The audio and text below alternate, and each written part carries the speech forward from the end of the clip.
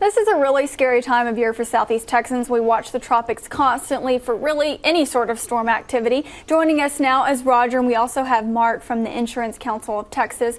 Mark, if you can, just tell us exactly what that is. Okay, the Insurance Council of Texas is a trade organization, insurance trade organization, and we represent 500 insurance companies that sell auto and homeowners insurance in the state of Texas. So we're very concerned about the weather, and particularly hurricanes. Really, all of that just affects everything from the auto. It just affects everything when you're really considering your insurance overall then. Right? Definitely. You know, a hurricane is not going to be picky. It just comes along and it's going to wipe away businesses, it's going to wipe away cars, it's going to wipe away residential property. So everything's in the way. And we're talking today, too, also, of course, to you with talking about the forecast and being so up to date on all of that. Do you see what we've learned from Hurricane Ike and things in the past as far as forecasting and where all that? Oh, yeah, absolutely. You know, anytime you go through a system, you get updates from that.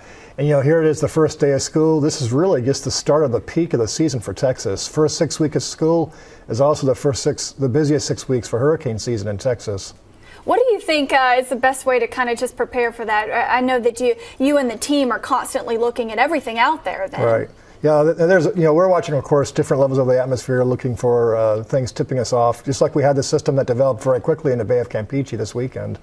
So that's another thing. It can happen really quickly then. Right. So it's important to make sure you have your insurance and things like that in line. And I know with windstorm insurance in Texas kind of dealt with a lot of stress maybe there. Tell us a little bit more about that. Well, you're talking about the Texas Windstorm Insurance Association, which basically bankrupted from Hurricane Ike. Hurricane Ike came through 5 years ago, and it was a $12 billion storm, the costliest storm in Texas history. Wow. And TWIA was just wasn't really prepared for everything that was going to happen.